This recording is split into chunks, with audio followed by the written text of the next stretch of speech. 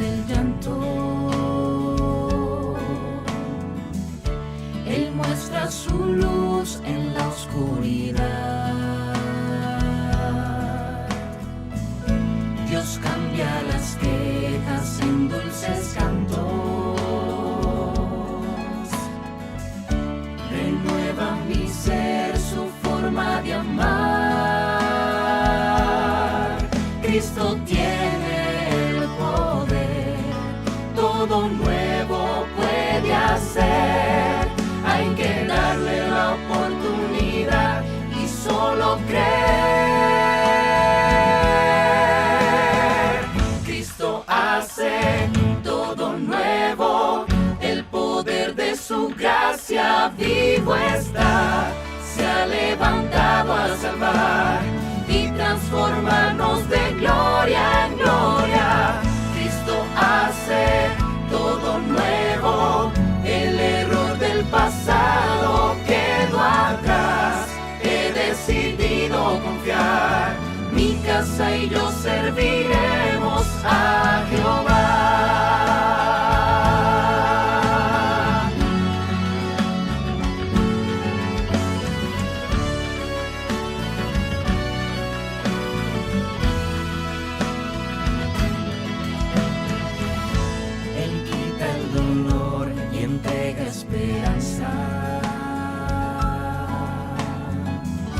Convierte los sueños en realidad. Me invita a seguir, me inspira confianza. Me da nuevas fuerzas para luchar. Cristo tiene el poder, todo nuevo puede hacer. Hay que darle la oportunidad y solo creer. Cristo hace todo nuevo, el poder de su gracia vivo está. Se ha levantado a salvar y transformarnos de gloria en gloria. Cristo hace todo nuevo, el error del pasado quedó atrás. He decidido confiar, mi casa y yo serviremos a Jehová. Jesucristo, yo te entrego mis labores, mis anhelos, mi salud y mi familia. Hazlo todo, todo nuevo. Cristo hace todo nuevo, el poder de su gracia vivo está. Se ha levantado a salvar y transformarnos de gloria en gloria. Cristo hace todo nuevo, el error del pasado quedó atrás. He decidido confiar, mi casa y yo serviremos a Jehová. Cristo hace todo nuevo, Cristo hace todo nuevo, Cristo hace todo nuevo.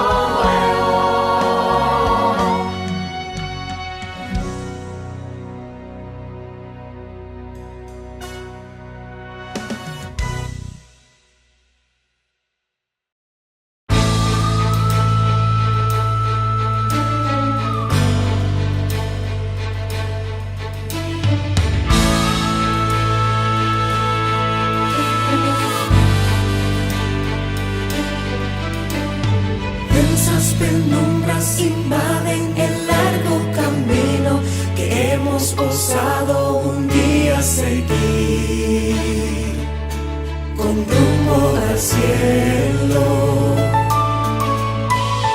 Y muchos son los que pierden el rumbo, cargados en la noche oscura de su distracción, asfixiando el tiempo.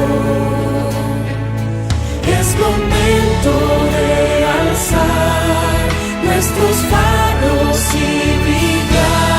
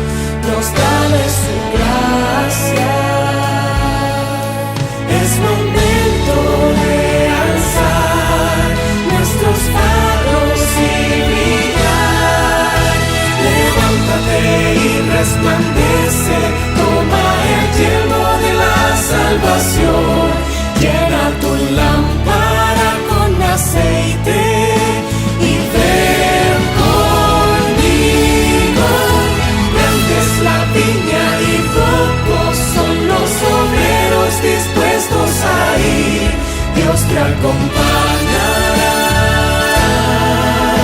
Levántate y resplandece, toma el yelmo de la salvación, llena tu lámpara con aceite y ven conmigo. Grande es la viña y pocos son los obreros dispuestos a ir. Dios te acompañará, te sostendrá. Dios te acompañará, te sostendrá.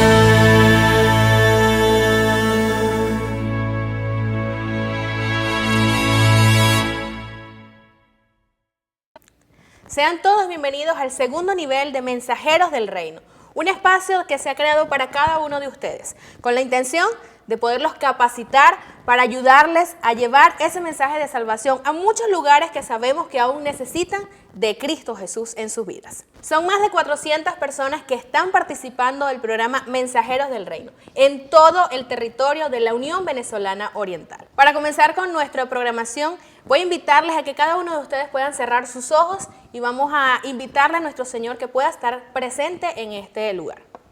Oremos.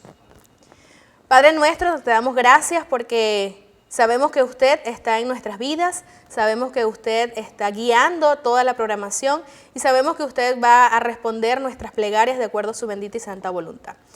Ayúdanos en esta capacitación, que usted pueda tocar nuestros corazones, que podamos aprender y que podamos llevar ese mensaje de salvación a muchas personas y a muchos lugares que aún no te conocen. Dirígenos y dirige cada una de las participaciones que se realizarán en este momento y que sea todo para su honra y para su gloria. En nombre de Cristo Jesús. Amén. Apreciados hermanos, reciban nuestro saludo cordial. Habla para ustedes el pastor Luis Paredes. Y en este espacio vamos a hablar un poco acerca de la verdad del Espíritu Santo. Cuando incursionamos en el mar de conocimiento acerca del Espíritu Santo, nos damos cuenta que hay dos errores que de manera indirecta han nublado el entendimiento que debiera tener la iglesia acerca de la persona y el ministerio del Espíritu Santo. Por un lado, el movimiento carismático que, obsesionado por decirlo de alguna manera, con el Espíritu Santo, tienden a concentrar toda la doctrina y adoración exclusivamente en el Espíritu Santo. Este énfasis excesivo hace que la experiencia personal esté por encima de la verdad objetiva de las Escrituras. Pero está el otro bando, que no son carismáticos, pero ignoran por completo al Espíritu Santo. Ambos errores son espiritualmente debilitantes, si entendemos mal el papel del Espíritu Santo o si dejamos al Espíritu Santo por completo de lado. Pablo reprendió a los Gálatas por su falta de dependencia del Espíritu Santo. En Gálatas capítulo 3, verso 3 dice: tan necios sois, habiendo comenzado por el Espíritu, ¿ahora vais a acabar por la carne? Como sugiere este versículo, el papel del Espíritu Santo es crucial para llevarnos a la salvación, para darnos el poder de vivir nuestra vida en Cristo y para llevarnos a una experiencia espiritual de crecimiento. En otras palabras, la obra del Espíritu es esencial en toda la experiencia del cristiano. Cada aspecto de la vida cristiana es dirigido y fortalecido por el Espíritu Santo. Por eso es importante que no ignoremos su función. Ahora, creo que es importante que reflexionemos un poco más profundo en la persona del Espíritu Santo. En primer lugar, es importante establecer que el Espíritu Santo es una persona. Él no es una fuerza mística o una influencia metafísica. Él es la tercera persona de la deidad y reconocer este hecho es sumamente importante para la comprensión de lo que Él es. Porque ser persona implica, por supuesto, tener rasgos de personalidad, y la personalidad incluye el intelecto, las emociones y la voluntad, atributos que son característicos del Espíritu Santo. Veamos los atributos del Espíritu Santo en las Escrituras. En 1 Corintios capítulo 2, versículos 10 al 11, leemos lo siguiente: el Espíritu todo lo escudriña, aún lo profundo de Dios, porque ¿quién de los hombres sabe las cosas del hombre, sino el Espíritu del hombre que está en él? Así tampoco nadie conoció las cosas de Dios, sino el Espíritu de Dios. Estas afirmaciones suponen que el Espíritu Santo tiene inteligencia infinita y por tanto debe ser una persona. En segundo lugar, en el Nuevo Testamento también se afirma que el Espíritu tiene emociones o sentimientos. Efesios capítulo 4, verso 30 dice: y no contristéis al Espíritu Santo de Dios, con el cual fuiste sellado para el día de la redención. Ahora, es importante entender que las emociones o sentimientos de la deidad no son como las pasiones humanas. El enojo, los celos, el gozo, el amor, la tristeza y la ira de Dios no son emociones reactivas o pasivas, como son en nosotros los seres humanos.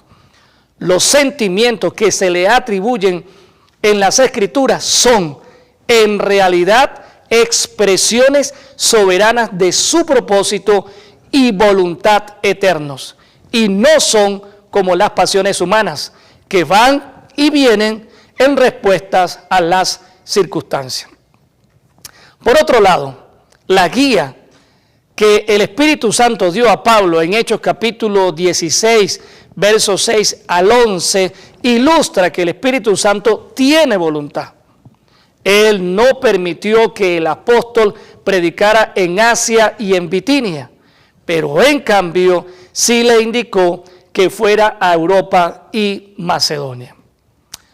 Como el Espíritu Santo posee voluntad propia, determina también los diferentes ministerios de los creyentes, porque Él es el que reparte los dones espirituales. 1 Corintios capítulo 12, verso 11, lo presenta de la siguiente manera: pero todas estas cosas las hace uno y el mismo Espíritu, repartiendo a cada uno en particular como Él quiere. Hablemos un poco acerca de las actividades del Espíritu Santo. La Biblia ciertamente describe una gran variedad de actividades del Espíritu Santo que solo una persona puede realizar. Veamos algunas de ellas. En primer lugar, la Biblia nos muestra que el Espíritu Santo se encarga de llamar a personas a un servicio especial. Un ejemplo claro de esto lo encontramos en Hechos capítulo 13, versículos 2 al 4, donde el Espíritu Santo escoge y aparta a Saúl y a Bernabé para la obra a la que los había llamado. En segundo lugar, el Espíritu Santo intercede. Romanos capítulo 8, verso 26 dice: y de igual manera el Espíritu nos ayuda en nuestras debilidades.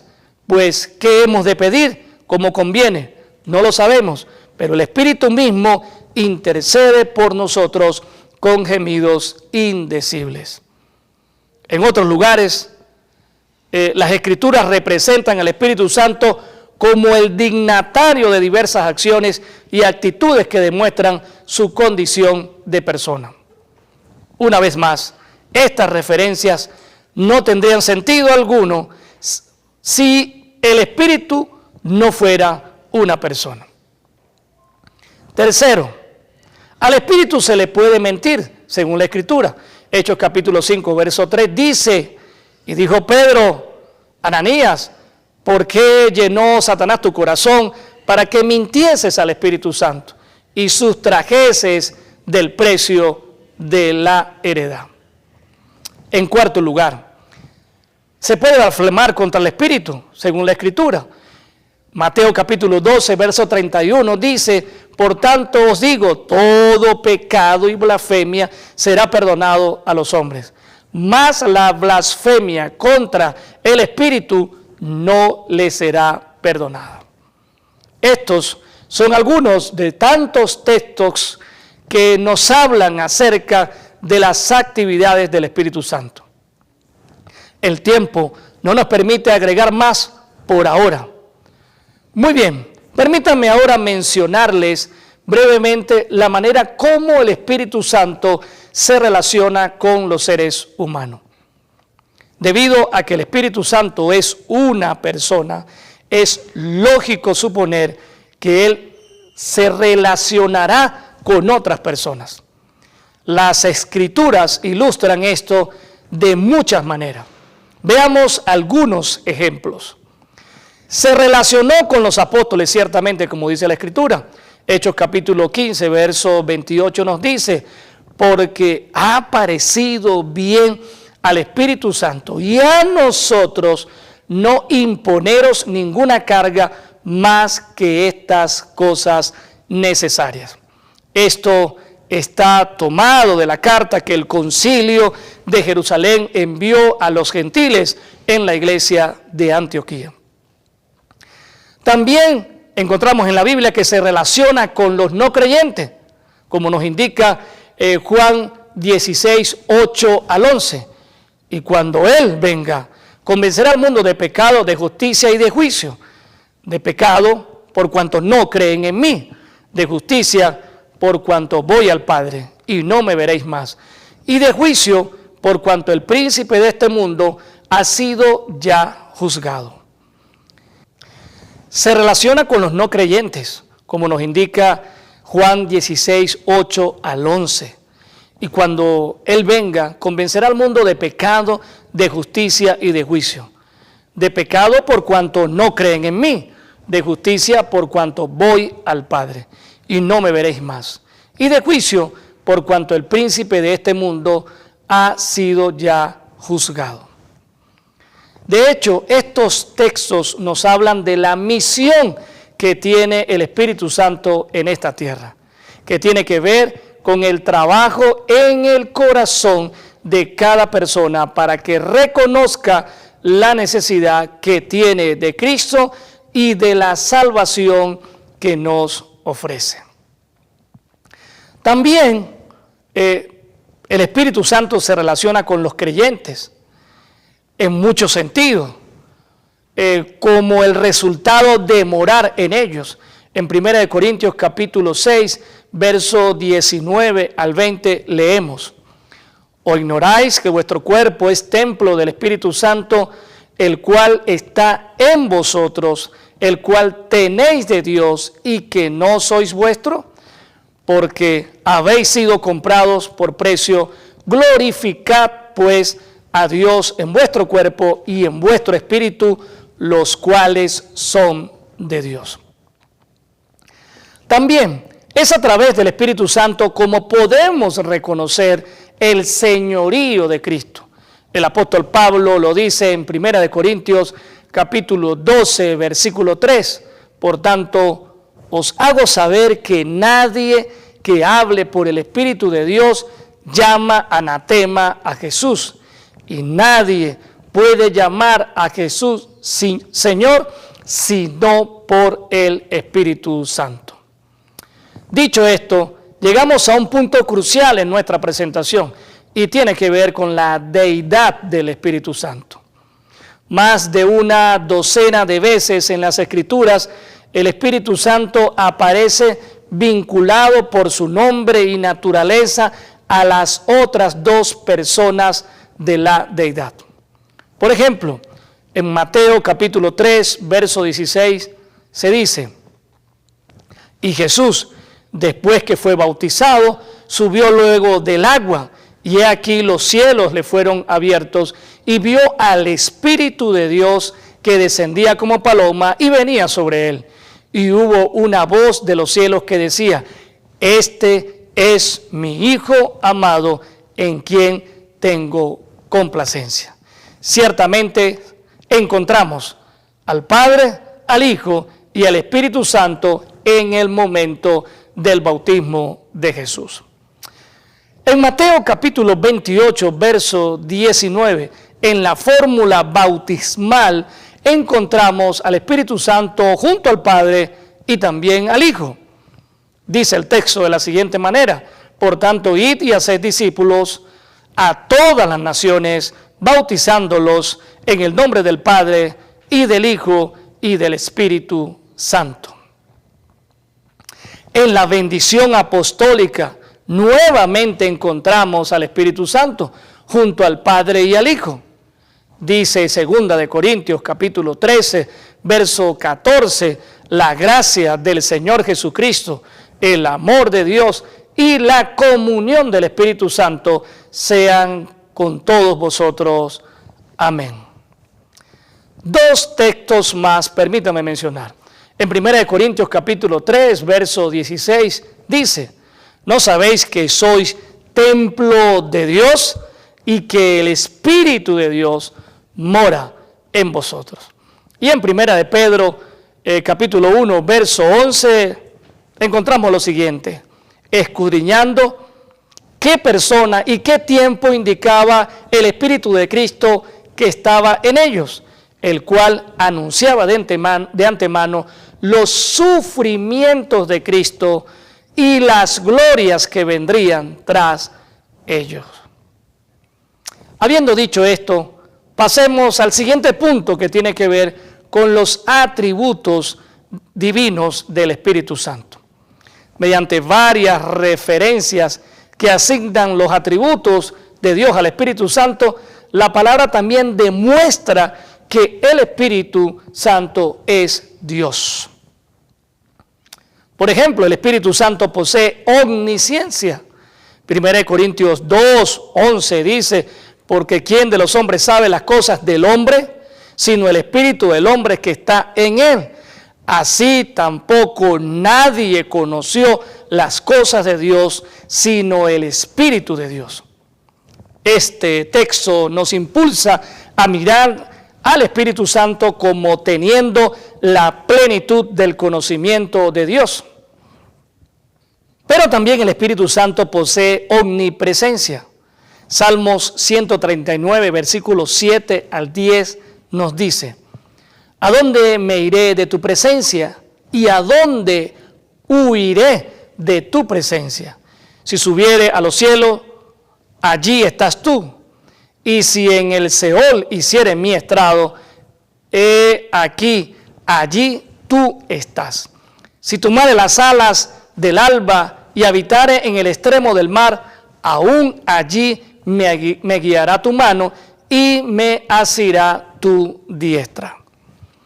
Estos pasajes nos recuerdan la omnipresencia de Dios, específicamente del Espíritu Santo, que puede estar en todas partes al mismo tiempo. No hay lugar donde podamos ir que esté fuera del alcance del Espíritu Santo.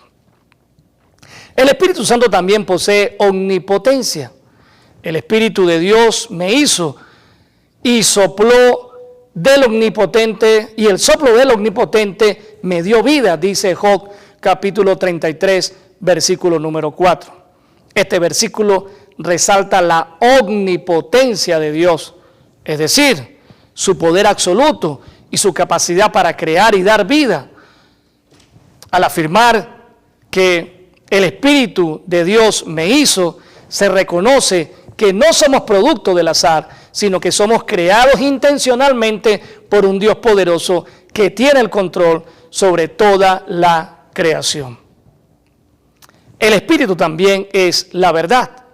En la última parte de 1 de Juan, capítulo 5, versículo 6, dice: y el Espíritu es el que da testimonio, porque el Espíritu es la verdad.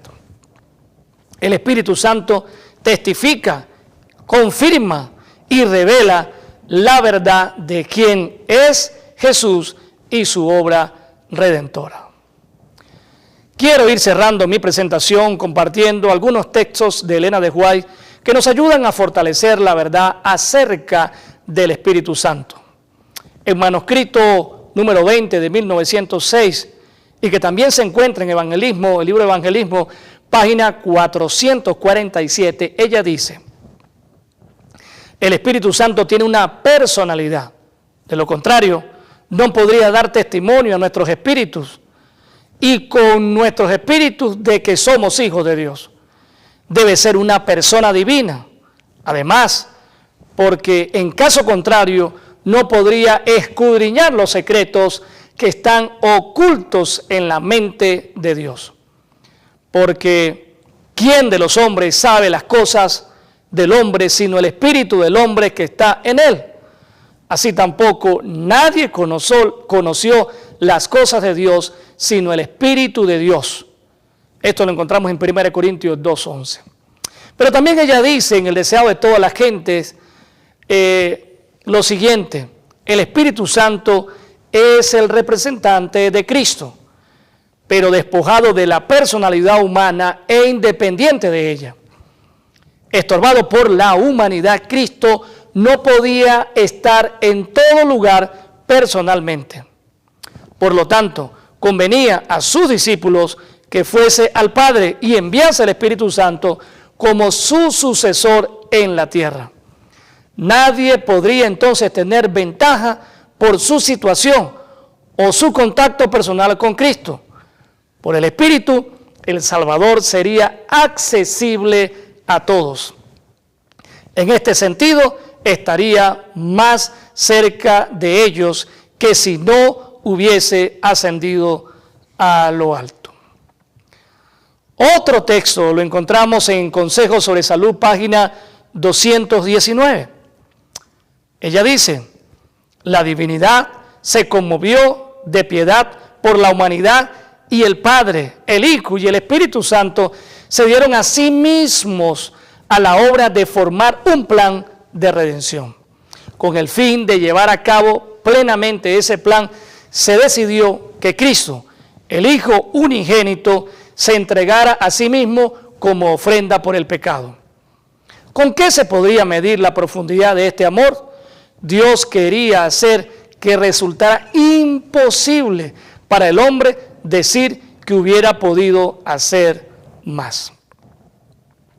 Finalmente, en Evangelismo, página 615, expresa lo siguiente: el Consolador que Cristo prometió enviar después de su ascensión al cielo es el Espíritu en toda la plenitud de la deidad, poniendo de manifiesto el poder de la gracia divina a todos los que reciben y creen en Cristo como un Salvador personal. Hay tres personas vivientes en el trío celestial. En el nombre de esos tres grandes poderes, el Padre, el Hijo y el Espíritu Santo, los que reciben a Cristo por medio de una fe viviente son bautizados. Y esos poderes cooperarán con los obedientes súbditos del cielo. De esa manera, pues, cerramos nuestra presentación en este día. Apreciados hermanos, ha sido un placer compartir con ustedes una pequeña porción de lo que podríamos hablar acerca del Espíritu Santo. Hablar del Espíritu Santo es una tarea que nos llevaría mucho tiempo, pero esperamos que esto los motive a seguir investigando y conociendo acerca de la obra maravillosa del Espíritu de Dios. Que Dios les bendiga y que Dios les guarde.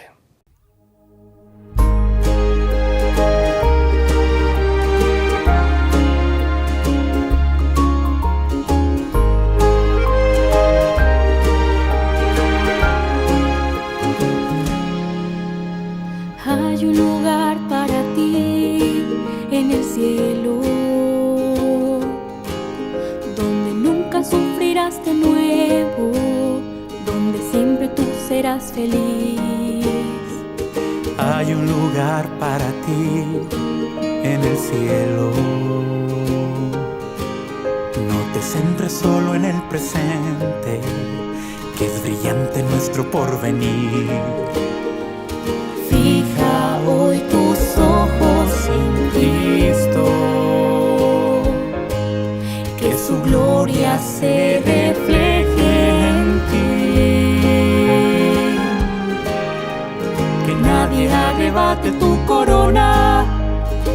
nada te distraiga desde ahora. Hoy vive la palabra del Señor, predica y ora. El cielo te espera, tienes que ir y conocer a Adán y a Eva, al gran Daniel, también al rey David. El cielo te espera, tienes que ir. Es el momento de alistarse, porque Jesús, sin lugar a dudas, pronto va a venir.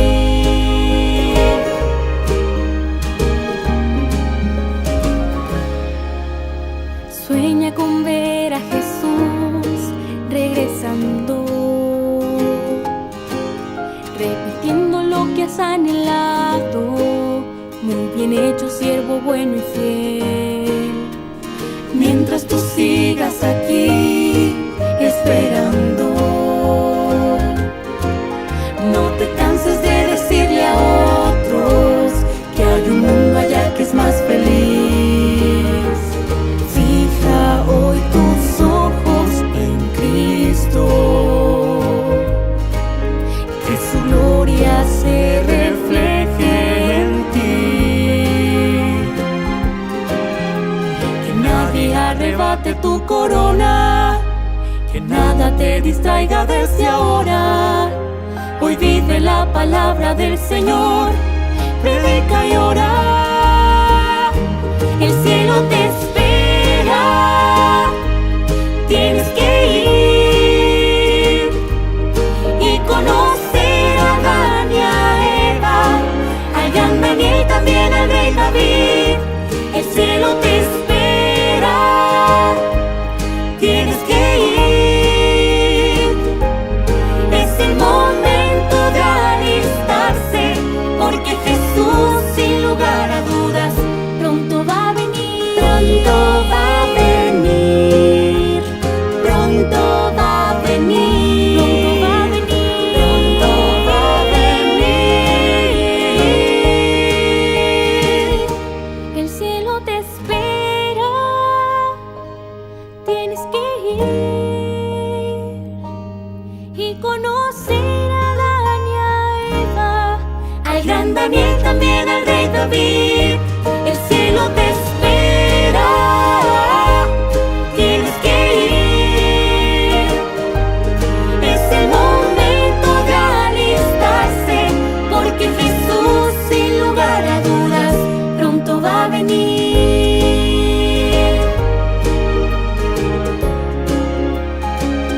Pronto va a venir.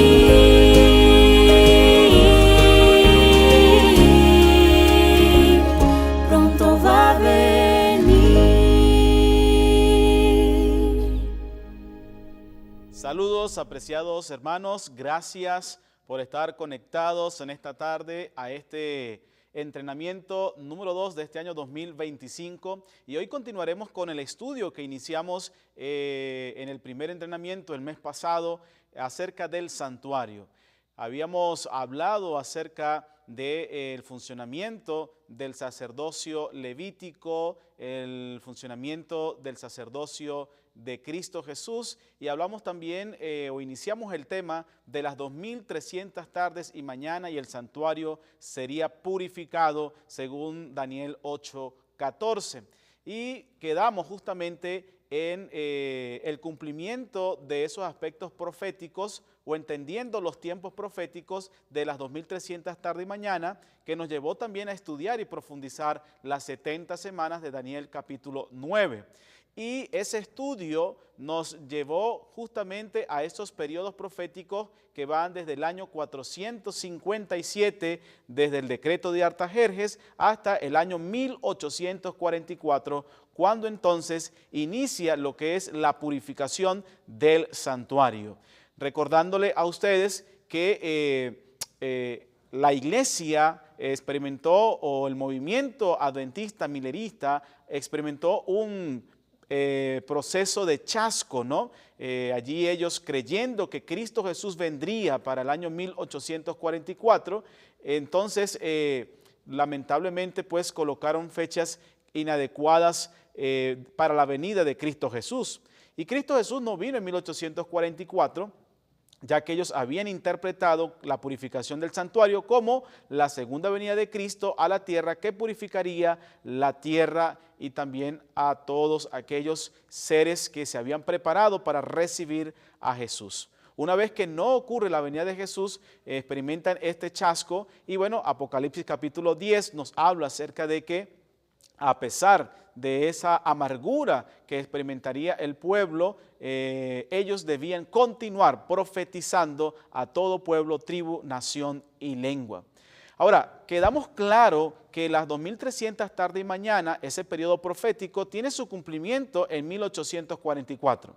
Pero ahora, ¿cómo entender ese aspecto de lo que declara Daniel 8:14 como la purificación del santuario? Porque ya estudiamos lo que es el tiempo profético, su partida y todo lo que iba a acontecer durante ese periodo, pero ahora necesitamos ahondar en el tema de la purificación del santuario. Y para poder entender este aspecto es necesario nosotros revisar cómo era esta pauta en las ceremonias allá establecida en el libro de Levítico. Y es que en el libro de Levítico, capítulo 16, versículo 16, ustedes pueden leer allí. En el capítulo 16 de Levítico vamos a encontrar justamente todas las especificaciones que Dios le da a Moisés y al pueblo de Israel para poder realizar este acto de la purificación del santuario. Y entonces vamos a encontrar allí que Jehová le habla a Moisés después de la muerte de los dos hijos de Aarón, y entonces comienza a darle todas esas especificaciones para purificar el santuario. Y vamos a entrar o vamos a estar viendo esos detalles, pero yo quiero que vayamos al texto 16, al versículo 16, porque justamente este texto es clave en su conexión y significado con Daniel 8:14, Levítico 16:16, dice así: así purificará el santuario a causa de las impurezas de los hijos de Israel, de sus rebeliones y de todos sus pecados. De la misma manera hará también al tabernáculo de reunión, el cual reside entre ellos en medio de sus impurezas. Así que Dios establece estas pautas y dice, allí el versículo dice que entonces así se purificaría no solamente al pueblo, sino que también se purificaría el santuario, el tabernáculo de reunión. Eso indica pues que la purificación del santuario era una práctica dentro del pueblo de Israel instituida por Dios allí en relación al santuario. Entonces, para poder entender esa purificación del santuario, a partir de 1844 para acá, cuando se cumplen las 2300 tardes y mañanas y entonces el santuario sería purificado, necesitamos entender o revisar cómo era la purificación del santuario en las prácticas allí en la época de Moisés, ¿no? Y entonces vamos a entrar en este aspecto, ¿no? Cuando se habla de la purificación del santuario, se conoce acá en las Escrituras como el día de expiación o también el día de Yom Kippur. De esa manera se le adjudicaba al pueblo o a esta práctica, y en Levítico 16, versículo 30, así lo vamos a encontrar. Levítico 16, versículo 30.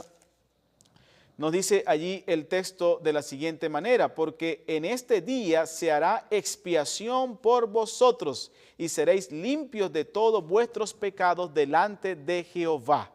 De esa manera entonces se hará expiación por vosotros y seréis limpios de todos vuestros pecados delante de Jehová. El propósito del día de expiación, del día de Yom Kippur o de la purificación del santuario, era limpiar al pueblo de sus pecados y al mismo tiempo limpiar el santuario, purificar el santuario.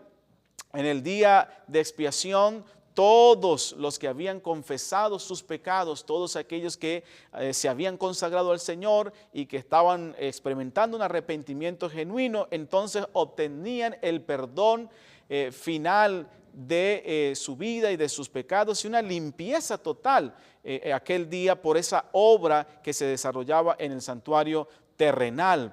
para los judíos el día de expiación era la ocasión cuando el hombre hacía un arreglo especial significativo con sus cuentas, ¿no? En relación a su vida espiritual y en relación con Dios.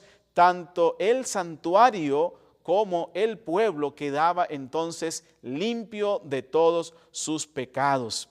Y saben, algunos aspectos interesantes de este día y de este acto, recordando que esta es era la sexta fiesta o festividad que celebraba el pueblo israelita, la fiesta del día de expiación, que era antes prevenida por la fiesta de las trompetas. Se anunciaba a unos 9 días antes a sonido de trompetas, justamente para que el pueblo de Israel comenzara a tener una preparación especial de cara a lo que iba a ser el día de expiación. Así que Levítico 23:32 nos dice que era el único día del calendario litúrgico en que se exigía ayuno total.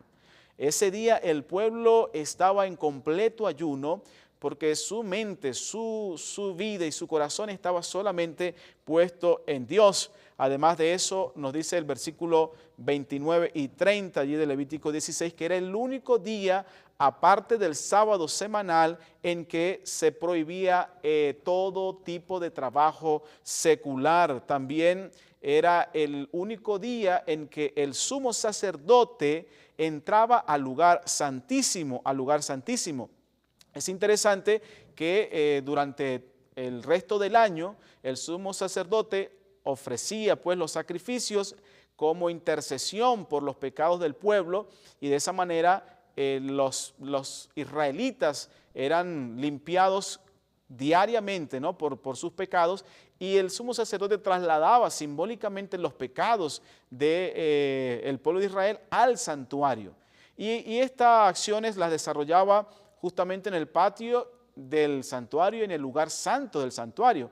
Pero una sola vez al año, este día, el día de expiación, era que el sumo sacerdote entraba al lugar santísimo, Por eso era un evento sumamente importante. Dice allí Levítico 16, versículo 2, que Dios le dijo a Moisés: di a Aarón tu hermano que no en todo tiempo entre en el santuario detrás del velo, o sea, al lugar santísimo, delante del propiciatorio que está sobre el arca, para que no muera, porque yo apareceré en la nube sobre el propiciatorio.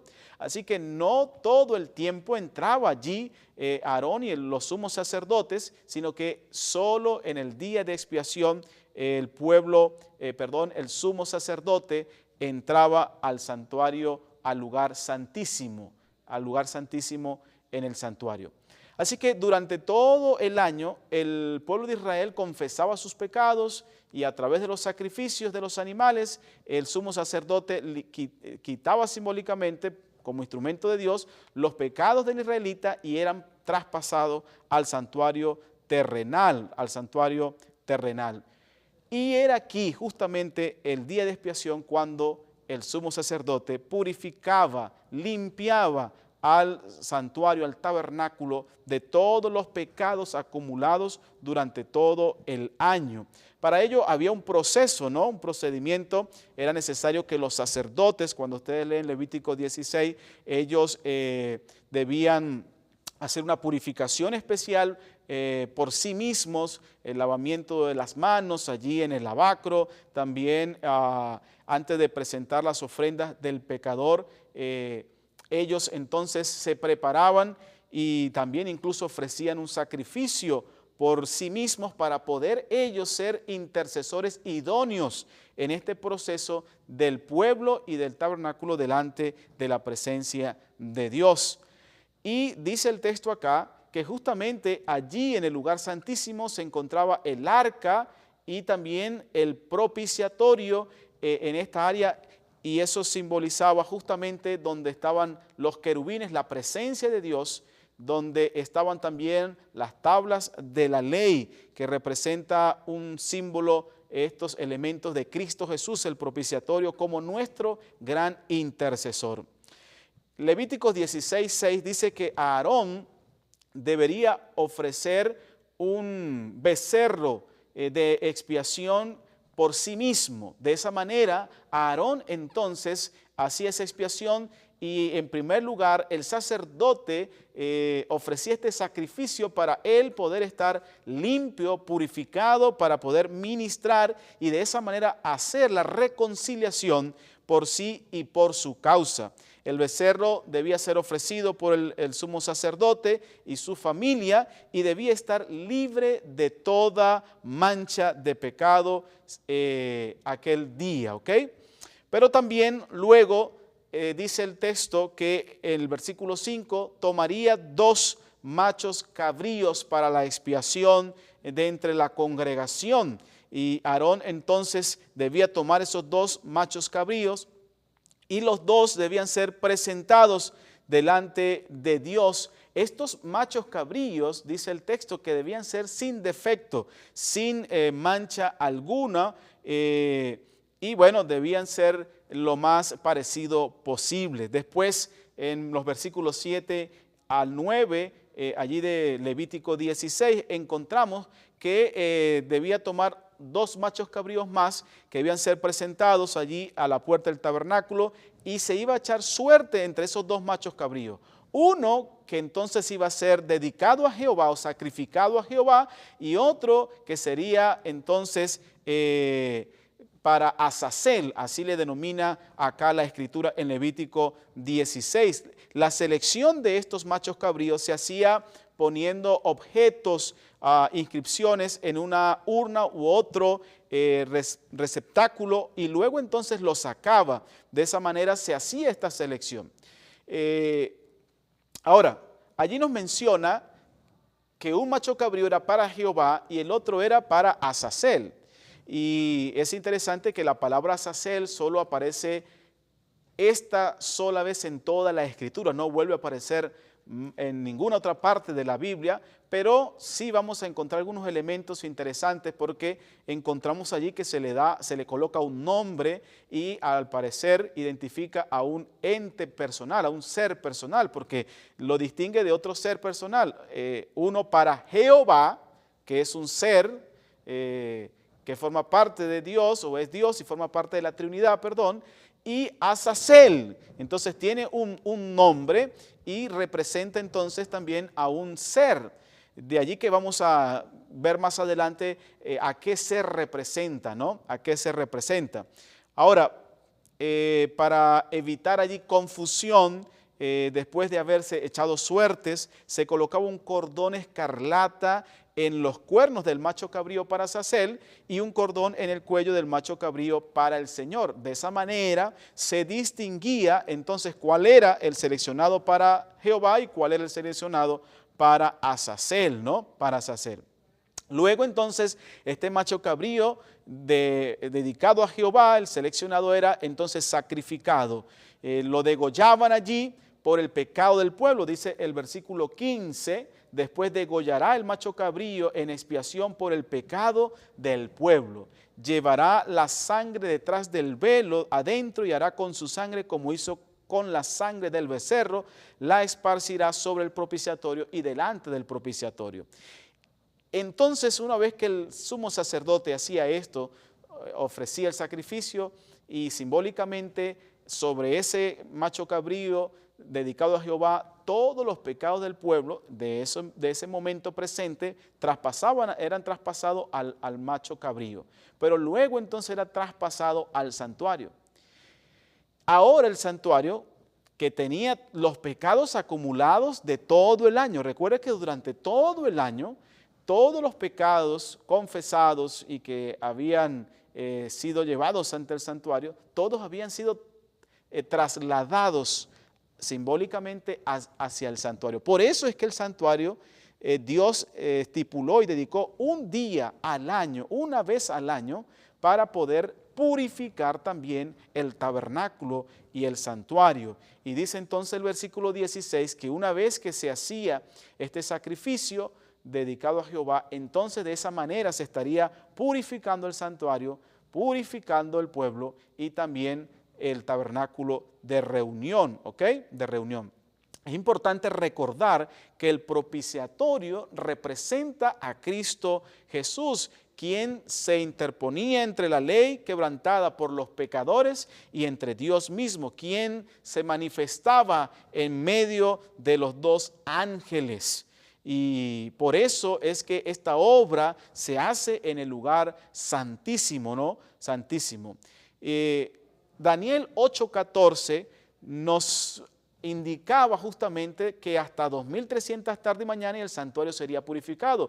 Recuerden ustedes que no se puede aplicar esto allí al tiempo en la época de Daniel, ya lo estudiamos en los temas pasados y estudiamos las razones por qué todos los eventos que allí fueron señalados por Daniel 8 y Daniel 9 no se cumplieron en ese tiempo, sino que se cumplieron en este tiempo simbólico y nos llevó a 1844.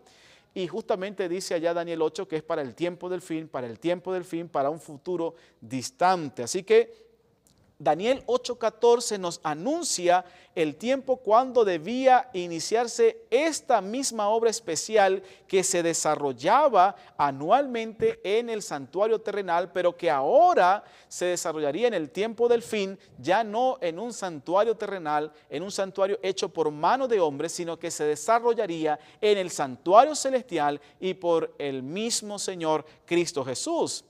Y esto representa que iniciaría también una fase de juicio, de investigación hasta la segunda venida de Cristo Jesús, porque Dios necesita también limpiar de los pecados a todos los seres humanos. Necesita expiar los pecados del mundo presente y también necesita expiar, purificar el santuario celestial. Entonces allí encontramos que es un acontecimiento especial, significativo para el pueblo de Dios del tiempo final y que precede justamente la venida de Cristo Jesús. Cristo va a volver a la tierra cuando ya haya terminado de purificar, limpiar a aquellos que van a estar con Él por la eternidad y también de purificar el santuario celestial. Y continúa pues también con los santos, ¿no?, que juzgarán a los ángeles caídos y a los seres humanos impenitentes que no hayan hecho la paz con Dios mediante Jesucristo. Y esto tiene que ver con las fases del juicio. Tenemos el juicio investigativo, investigador o juicio preadvenimiento. Luego tenemos el juicio que se desarrollará allí en el periodo de los 1000 años y finalmente tenemos con la fase número 3 del juicio ejecutivo, cuando finalmente se exterminará el pecado del universo. Este periodo entonces abarca, hablando de la purificación del santuario descrita por Daniel 8:14, desde que Cristo entonces pasa del lugar santo al lugar santísimo en 1844. Cuando Jesucristo ascendió al cielo, allí en el libro de Hechos capítulo 1, Jesucristo llega al cielo y es glorificado, es entronizado. Él comienza su obra intercesora en el santuario celestial. Recuerden ustedes que Hebreos 8:1 dice que lo principal de lo que venimos diciendo o hablando es que tenemos a un sumo sacerdote en el santuario celestial. Hay un santuario en el cielo y Cristo Jesús es el sumo sacerdote de ese santuario celestial. Así que cuando Cristo entra al cielo, asciende al cielo, allí cuando encontramos en Hechos 1, es entronizado. Él comienza ahora su ministerio intercesor como sumo sacerdote en el santuario celestial. Y vemos entonces que ocurre el derramamiento del Espíritu Santo. Y desde ese momento, Cristo estuvo ministrando en el lugar santo. Y en 1844, entonces Cristo debía purificar el santuario y la única manera de purificar el santuario es como lo dice Levítico 16, que el sumo sacerdote pasase ahora al lugar santísimo. El Levítico 16 nos muestra que era una sola vez al año, un día al año, y se hacía esa purificación también por el tabernáculo. Así que Cristo pasa al lugar santísimo para poder desarrollar esta purificación como lo establece las Escrituras. Ahora, ¿por qué es necesario hacerlo? Bueno, simbólicamente nuestros pecados, apreciada familia, nuestros pecados son quitados de nosotros y son trasladados simbólicamente al tabernáculo celestial, al santuario celestial. Y allí están acumulados los pecados de todos nosotros.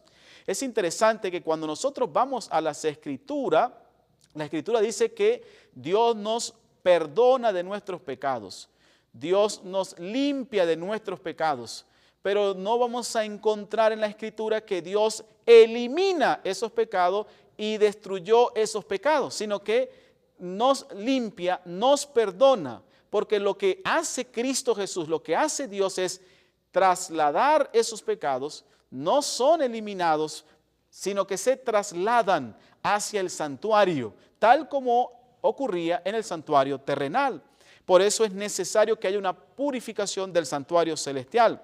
Ahora, es este proceso de la expiación que Cristo está desarrollando desde 1844, está ocurriendo actualmente y no sabemos nosotros ni el día ni el año cuando Cristo culminará este acto de purificar el santuario, pero lo que sí sabemos es que erradicará el pecado de todos los salvos, de todos los salvos. Ahora, el texto dice, así purificará, o también se hará la expiación. Lo que indica es que hay un proceso de limpieza, de purificación de los pecados de las personas, ¿no? También 1 Corintios 3, 16 y 17 dice, ¿no sabéis que sois templo de Dios y que el Espíritu de Dios mora en vosotros? Si alguno destruye el templo de Dios, Dios le destruirá a él, porque el templo de Dios, el cual sois vosotros, santo es. Dios entonces requería que él que se confesaran sus pecados, ¿no?, al Cordero, para que podamos ser limpiados, que el pueblo pueda permanecer en santidad y que decidiese abandonar sus pecados. El primer paso fundamental para este proceso de purificación es la confesión, ¿no? La confesión. Así que este proceso tenía dos pasos importantes. El primero era cuando el pueblo de Israel ofrecía todos los días y durante el año los sacrificios por sus pecados, ¿ok? Y luego entonces cuando se purificaba el tabernáculo como tal. Ahora, ¿qué sucedía con el macho cabrío de Azazel? Porque este también aparece allí en Levítico 16 y dice allí el versículo 20 y 21 de Levítico 16, que entonces que cuando se haya terminado de hacer esa expiación, ¿ok?, del santuario y el tabernáculo, entonces se haría traer al macho cabrío vivo, el que había sido apartado para Azazel, y entonces pondrá a Aarón sus dos manos sobre la cabeza del macho cabrío vivo y confesará sobre él todas las iniquidades de los hijos de Israel, todas sus rebeliones, todos sus pecados, poniéndolo así sobre el macho cabrío, y lo enviará al desierto por mano de un hombre destinado para esto. Aquel macho cabrío llevará sobre sí todas las iniquidades de ellos a tierra inhabitada y dejará ir al macho cabrío por el desierto, Así que ese era el procedimiento entonces a continuación. De esta manera entonces el lugar santísimo y el tabernáculo entonces quedaba limpio. El sumo sacerdote entraba al lugar santísimo con la sangre del macho cabrío, hacía la purificación del santuario y luego entonces simbólicamente trasladaba todos los pecados acumulados de todo el año en el tabernáculo, los trasladaba al macho cabrío de Azazel. Y este entonces era enviado al desierto, ¿ok? Al desierto. La versión Reina Valera 1990 dice que el macho cabrío sobre el cual caiga la suerte por Azazel, lo presentará vivo delante de Jehová para hacer la reconciliación sobre él y enviarlo al desierto a Azazel o como el culpable. ¿Ok? Y pues los eruditos bíblicos, historiadores, dice, bueno, este macho cabrío era enviado al desierto y allí generalmente pues morían, porque sin que nadie lo cuidara, sin que nadie estuviera allí atendiéndolo, el resultado esperado para la vida de este macho cabrío era la muerte. Y simbólicamente era que el pecado era alejado del pueblo de Israel para que estuviese todo el campamento purificado y el tabernáculo, y generalmente pues este macho cabrío moría con los pecados acumulados del pueblo y en el santuario. ¿Ok? Ahora, en el primer día del mes séptimo se tocaban las trompetas, ¿no? Iniciaba esa fiesta de las trompetas para que el pueblo hiciese esa preparación especial. ¿Y qué representa todo esto, apreciados hermanos y apreciada familia? Bueno, Cristo hoy en día entonces está allí en el santuario celestial, como dice Hebreos capítulo 8, intercediendo por nosotros, ministrando en este santuario, a fin de que nosotros podamos también ser expiados de nuestros pecados. Finalmente, cuando Cristo entonces salga del santuario celestial y diga, hecho está, cuando culmine esta obra purificadora en el santuario celestial, entonces Cristo vendrá a esta tierra para buscar a aquellos que se hayan preparado, aquellos que hayan sido limpiados de todos sus pecados. Y nos dice Apocalipsis, justamente hablando allí en Apocalipsis 14, versículos 6 y 7, temed a Dios, darle gloria y honra, porque la hora de su juicio ha llegado. Y es que Cristo Jesús está llevando a cabo esta obra de juicio, este proceso de purificación.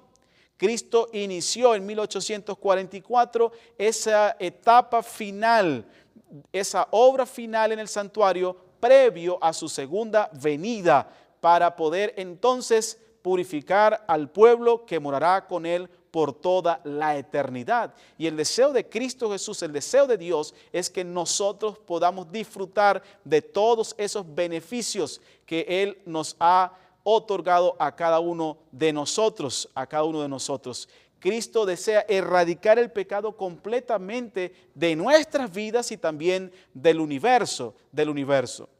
Ahora, la Biblia nos habla de que también allí en Apocalipsis capítulo 7, versículo 1 al 3, que hay un proceso de sellamiento. Dice allá, no hagáis daño a la tierra, a los árboles, hasta que sean sellados en su frente los siervos del Dios Altísimo. Hay un proceso de sellamiento, hay un proceso de identificación, y eso es la etapa del juicio que Cristo está desarrollando en el santuario celestial, Por eso nosotros necesitamos hoy entender que debemos confesar cada día nuestros pecados delante del cielo para ser purificados por Cristo y poder ser hallados limpios y aptos, ser sellados para estar con Cristo Jesús por toda la eternidad. Ahora, ¿qué simbolismo tiene el macho cabrío de Azazel? Bueno, cuando nosotros vemos Apocalipsis capítulo 20,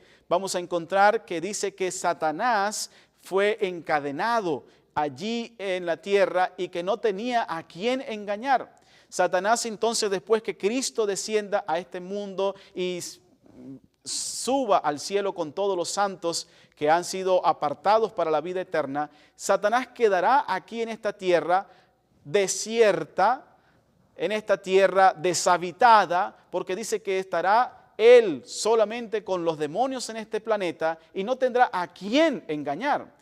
De la misma manera como ocurría con el macho cabrío de Azazel, que era enviado al desierto, a un lugar desértico, a un lugar solo, abandonado, hasta allí morir, Satanás también quedará en este planeta Tierra, en un planeta Tierra desértico, abandonado y solo y en ruinas y destrucción. Por eso Satanás viene a ocupar el papel que ocupaba el macho cabrío de Azazel en la experiencia de las ceremonias levíticas en el santuario terrenal. Porque finalmente todos los pecados de todos los salvos pasarán sobre Satanás. Y Satanás, al igual que el macho cabrío de Azazel, cargará por los pecados de todos los salvos. De todos los salvos. Él, ¿por qué él? Porque él es el padre de la mentira, como dice allá Primera de Juan 3. Él es el originador del pecado.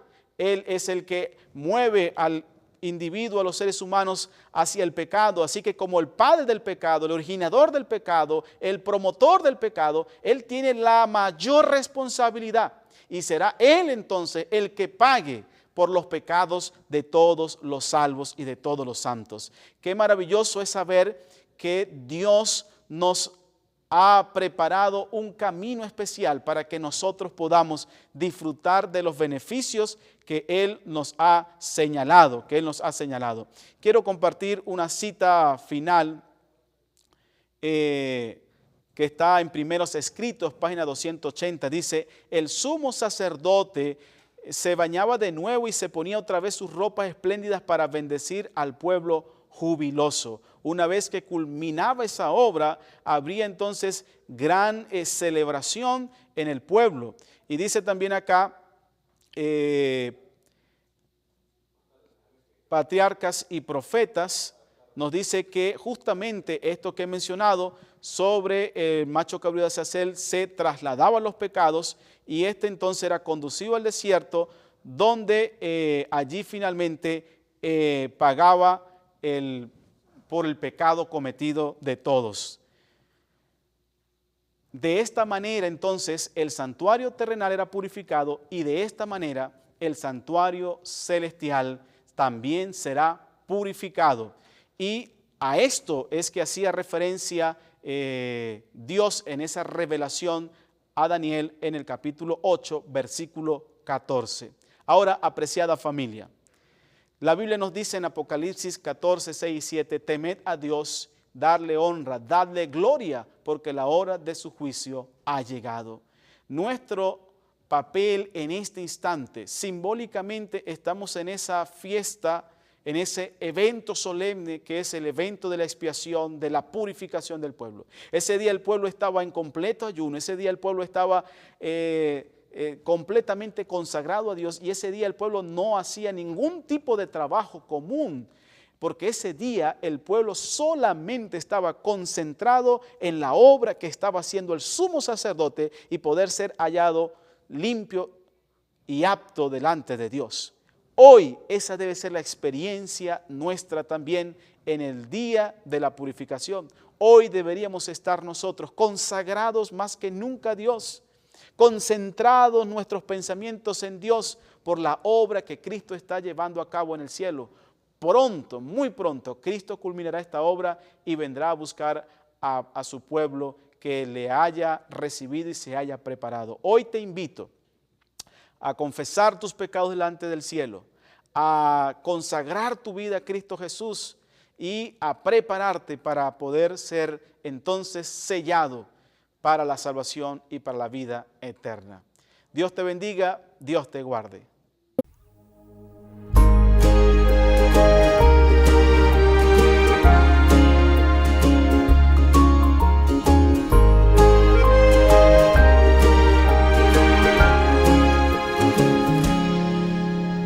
Hay un lugar para ti en el cielo,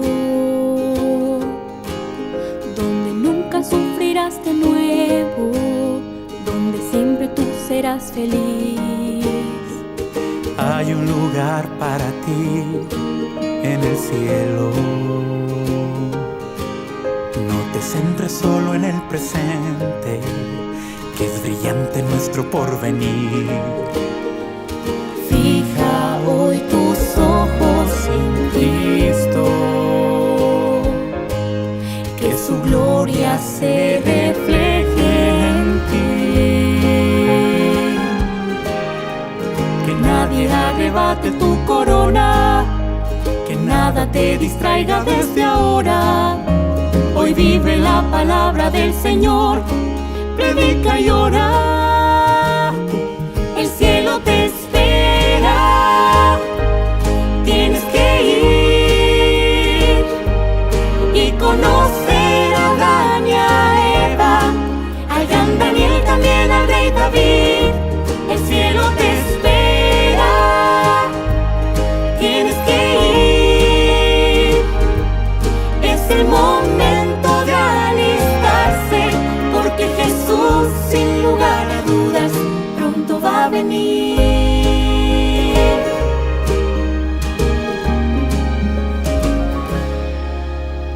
Sueña con ver a Jesús regresando, repitiendo lo que has anhelado. Muy bien hecho, siervo bueno y fiel. Mientras tú sigas aquí esperando, no te canses de decirle a otros que hay un mundo allá que es más feliz. Fija hoy tus ojos en Cristo, que su gloria se refleje en ti. Que nadie arrebate tu corona, que nada te distraiga desde ahora. Hoy vive la palabra del Señor, predica y ora. El cielo te espera, tienes que ir y conocer a Adán y a Eva, al gran Daniel, también al rey David. El cielo te espera, tienes que ir. Es el momento de alistarse, porque Jesús, sin lugar a dudas, pronto va a venir. Pronto va a venir, pronto va a venir, pronto va a venir. El cielo te espera, tienes que ir y conocer a Adán y a Eva, al gran Daniel, también al rey David.